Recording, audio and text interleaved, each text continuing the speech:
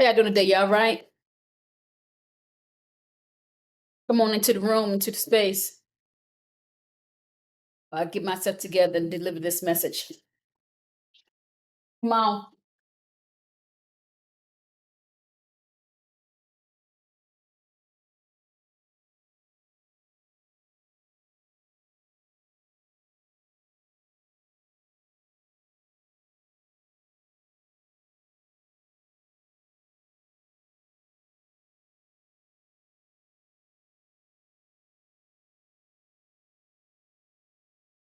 Okay, okay. Come on in the room. Ooh, come on in the room. Ooh. How y'all doing today? Y'all doing all right? Well, good. I'm glad. But just in case you had a rough day today, remember this too shall pass. All things in life is temporary. Why? Because change is constant, and every 3 seconds you get new information to make a new decision. So, with that being said, we done brought the ancestors into the space to cover and protect me with a particular sage. It's not your average white sage. Matter of fact, it's not even sage. I just call it sage because I be forgetting the name of it. But just know I got it from South Africa when I was in South Africa. But I be forgetting the name of this thing. I got like 3 different kinds.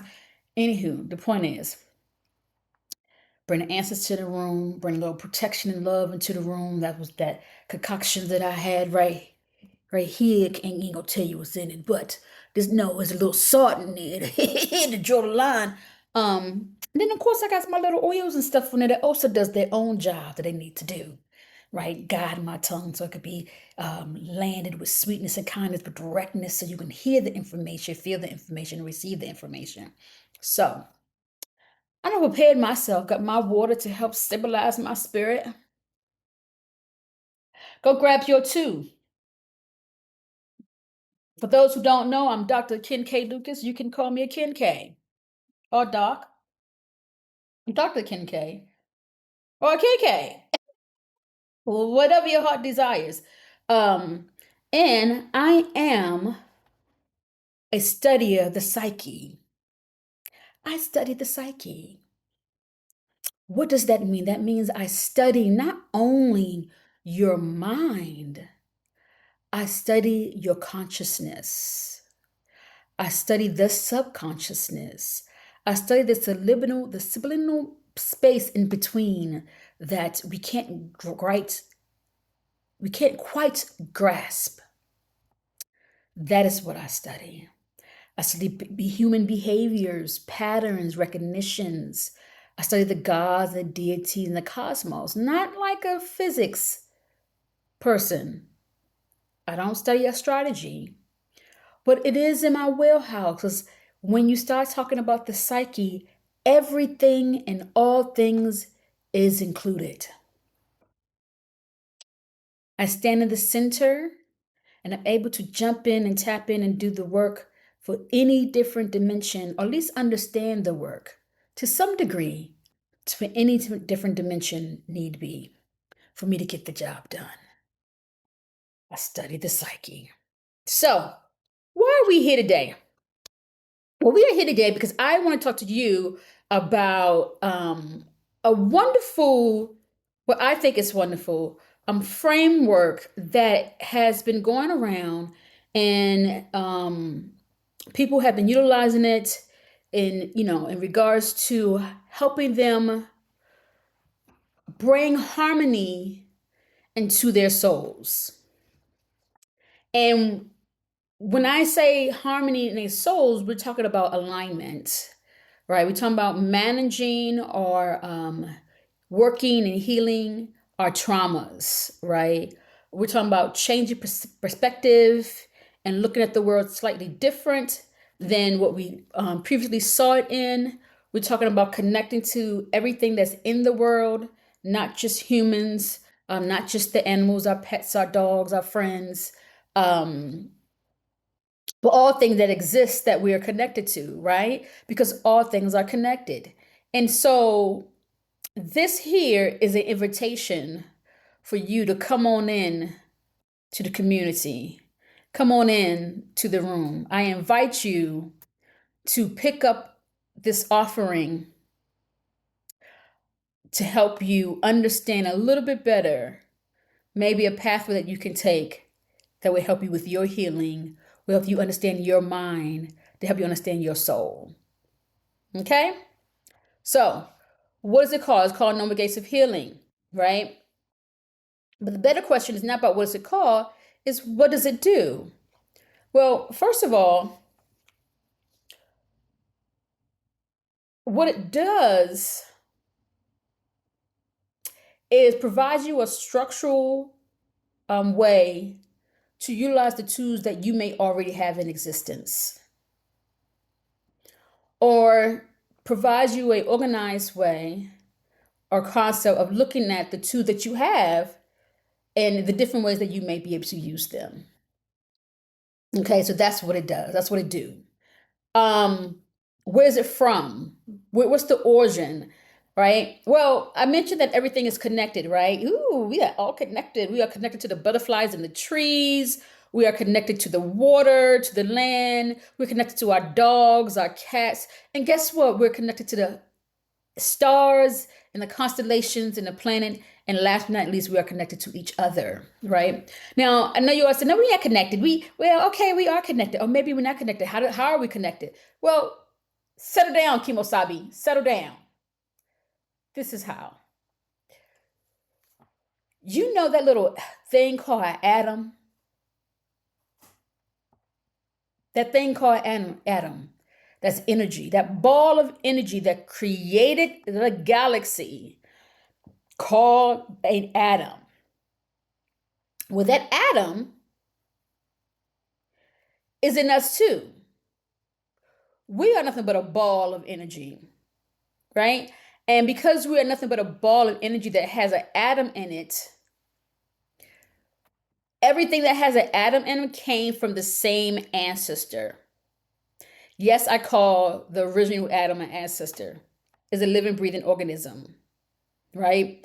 And it was something that before us, centuries and generations and lifespans before us, but we come from it.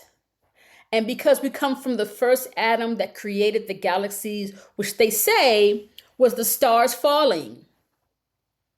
That's where the theories that human comes from falling stars come from, right? Because when stars start to fall, they start to collide with each other. They start to, hit each other. And that collision of energy created another form of energy called atoms. And that spread it out among the galaxy in the world, and it settled and landed in a place, in a planet, or whatever we like to call Earth, right? And it starts to grow from there.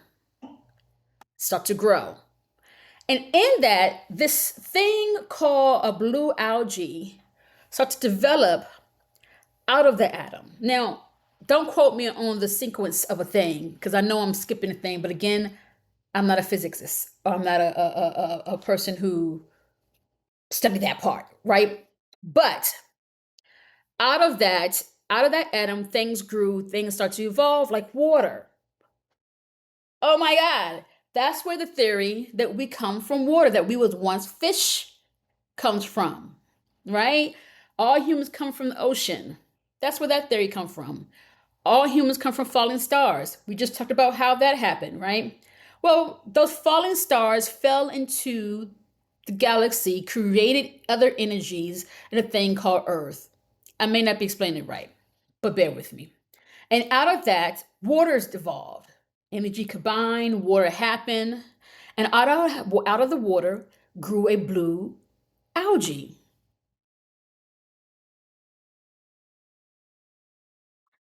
Now, before the blue algae, there was no such thing as oxygen. And because there was no such thing as oxygen, you could imagine there was no such thing as humans because, oh my God, how are we breathing if we don't have oxygen? Riddle me this. Anyway, that blue algae allowed for things to grow outside of the waters. And so, because of that, things like plants and trees start to evolve, right? And that is because when the blue algae start to evolve and start to mix and come out of the waters, it starts or float on top of the water, it starts to collect bacteria. And that bacteria is what causes oxygen, right? And so the plants and the trees start to grow off of that bacteria because they was now able to live and breathe in this environment that was created. What else comes from that? Oh, little old you and me.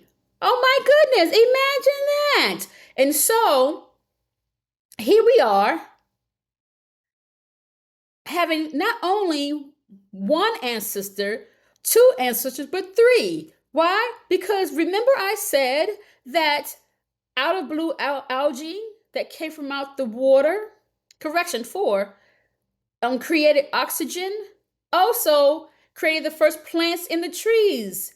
And it's out of that that we came, somewhere in that sequence might be out of order, that we was able now to live and breathe on this earth, because that same blue bacteria, blue algae and bacteria is the same thing that created us. We have that in us too. It's one of the many things, I should say, not the only thing, the one of the many things. So now we have the bacteria and the blue algae that created both us in the trees. So we are connected to the trees. Oh my God, we are cousins or siblings or what may have you, right? We came from our mama water. Oh my God, we was born and birthed out of water because the water created blue algae. However, our mother came from the stars. Look at that. Our mother was a falling star. The mothers of the oceans, you can say, was the falling stars. God knows how many it took to create the atom. We don't know. But here we are.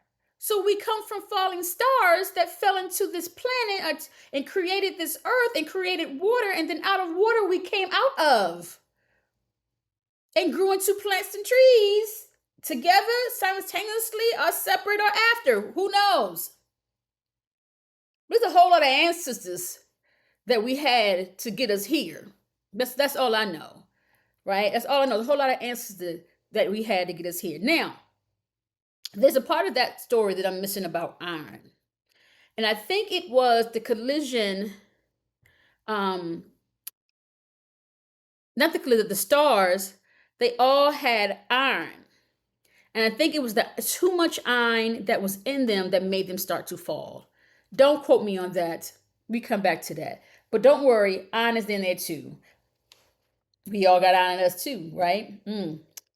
Okay. Now, so now you have an understanding of how we are connected. You have an understanding. I recommend you to go look at Tom Chi, CHI, Asian dude out there. Wonderful, fabulous. We love him. He's a physics, and I might upload his short video of something up here. I don't know, but go check him out. Tom Chi, if I'm not mistaken, that's his name. And he breaks it down to a T. That's his job, not mine. His. How everything in this world is connected. Okay. He breaks it down to a T, and I highly recommend you go watch him. He explains it much better. But here we are, all connected. But I want you to pause for a moment. And I want you to go back to the concept of the atoms and how the atoms are made out of nucleus, proton, and electron. Nucleus, proton, electron, right? Yeah. And we can correlate that with the concept of yin and yang.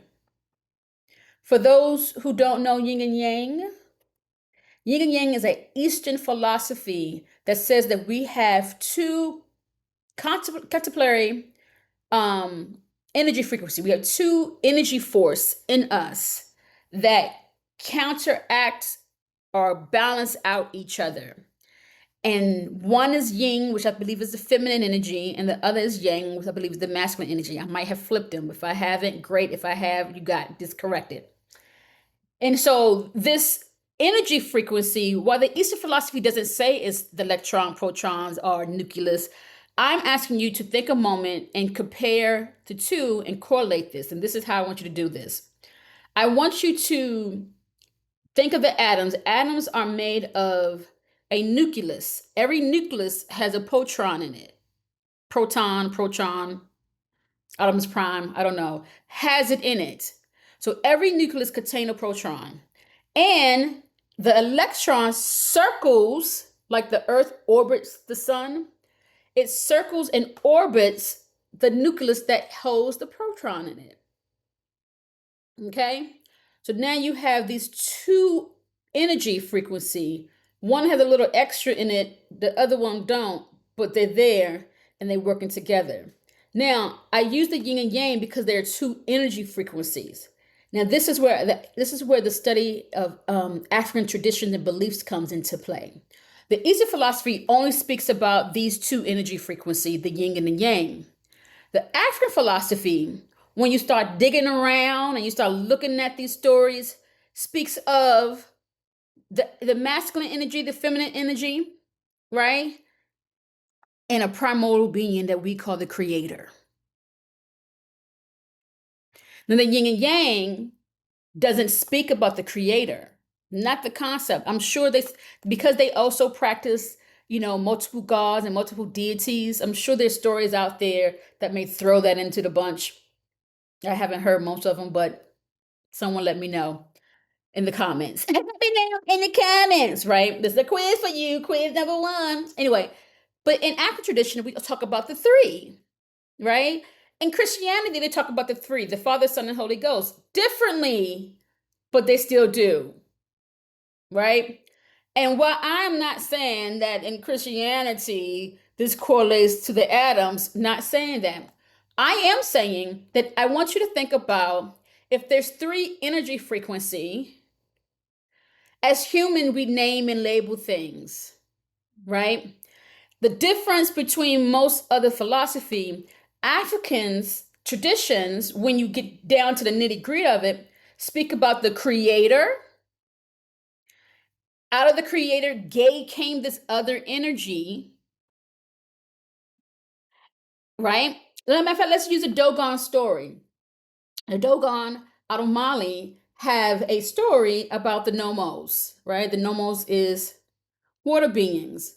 And while we're not going to get too deep into the water beings and all the stuff that they're supposed to be, I want you to focus on Amma. Amma is the creator. Amma created an energy frequency.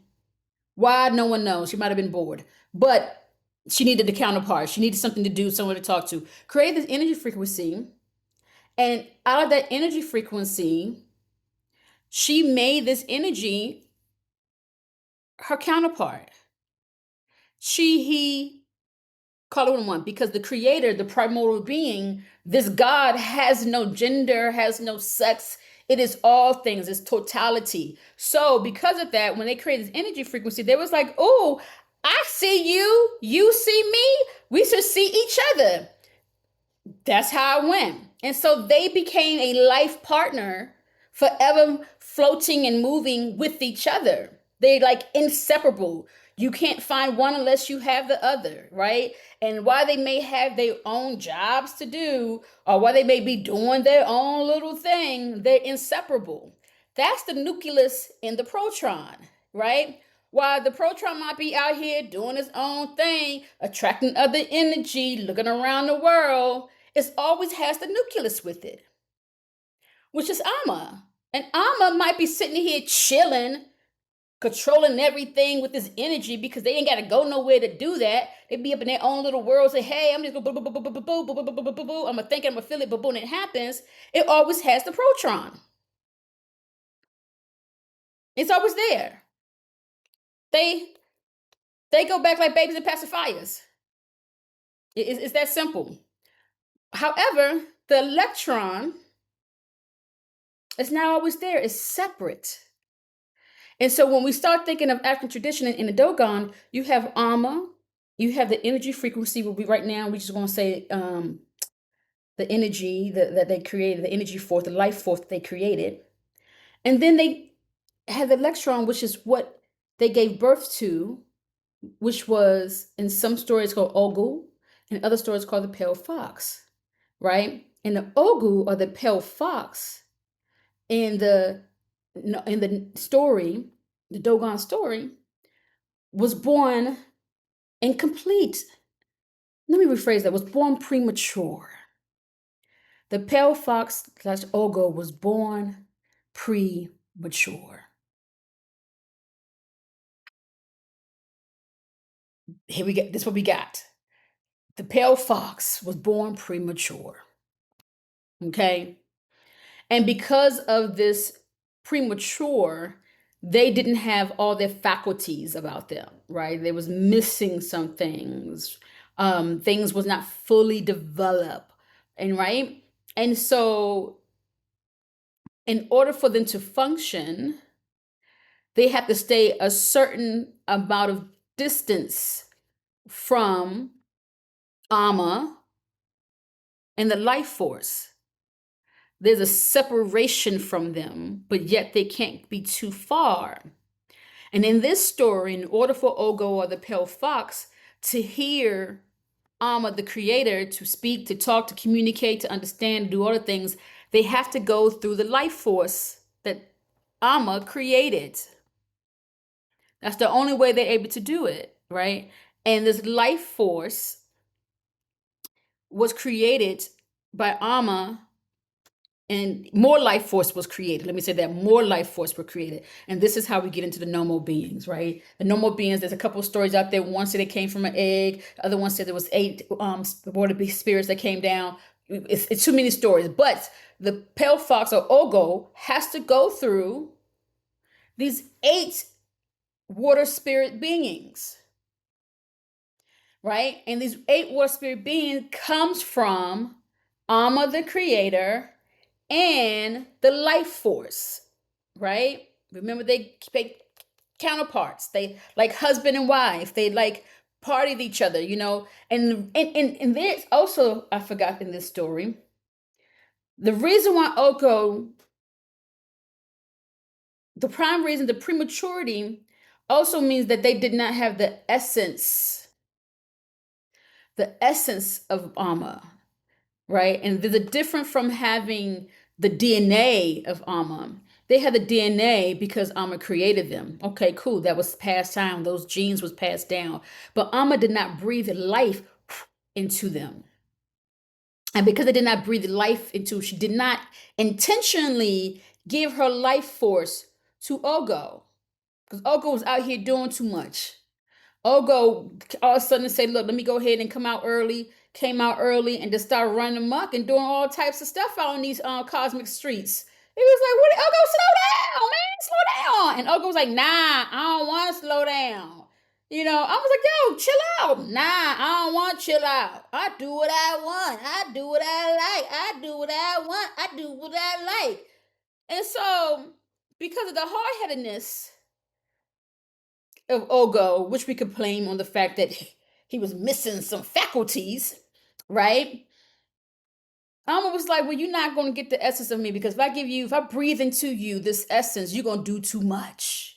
You're going to do too much.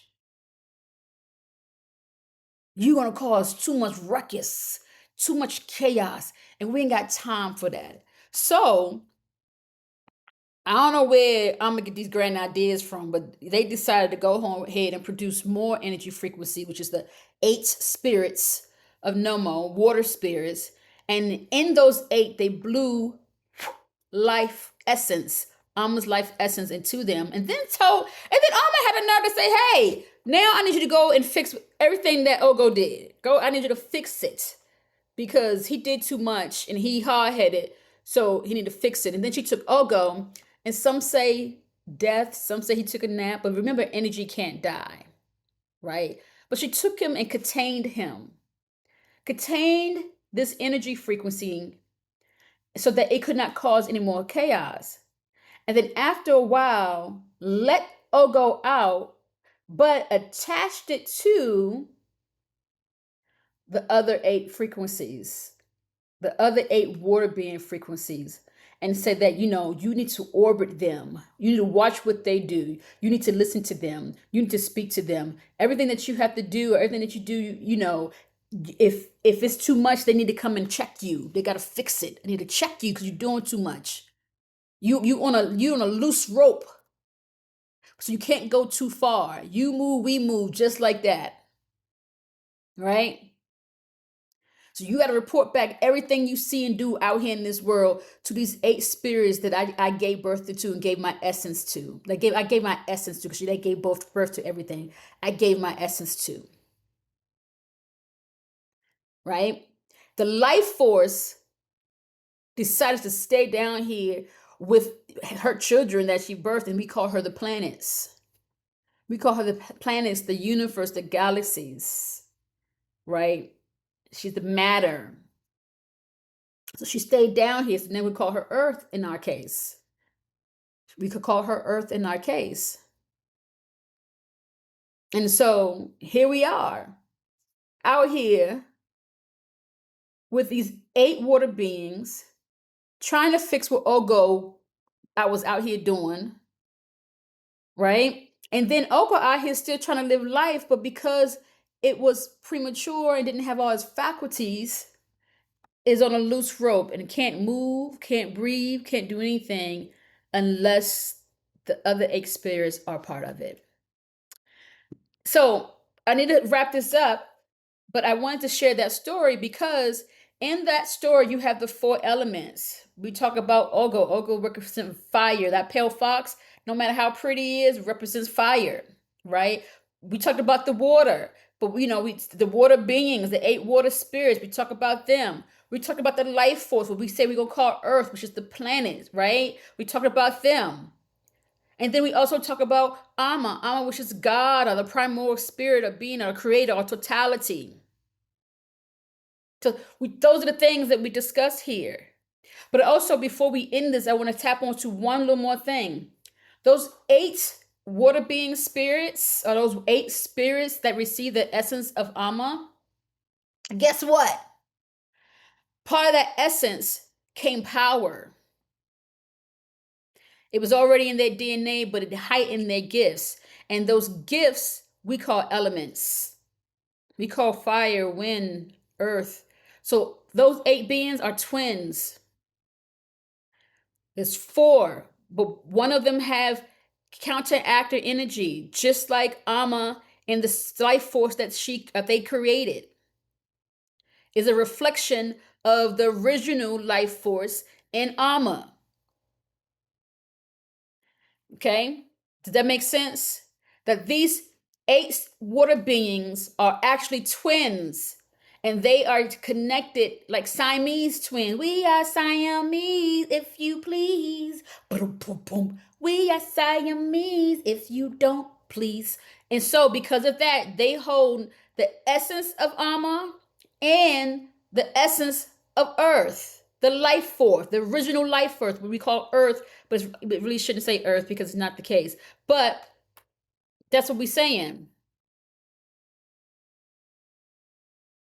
So each one of them, air, water, fire, earth, has those 2 energy frequencies. Now I want you to bring it home to how we all connected. We also have those 2 energy frequencies. We have both of those energy frequencies within us. The difference is while the 8 water beings are like the yin and the yang, right? They are equal in all things, and they merge together, that they are one. You can't see where the one begins or the end. We are like the electron and the protons in the nucleus. We have Ama in us, and then we have that life force in us. But then our bodies is the electron that holds Ama and the life force within us. The nucleus and the protons that holds that within us. And again, it orbits around that. I hope that makes sense. because then the next time I come here, I explain to you how Alma and that life force that's in us, I call the soul. We're gonna come back the next time. I hope y'all enjoyed this little quick little spill of thing. And come back and listen to more, y'all. Come on back and listen to more. All right, talk to y'all later. Bye-bye.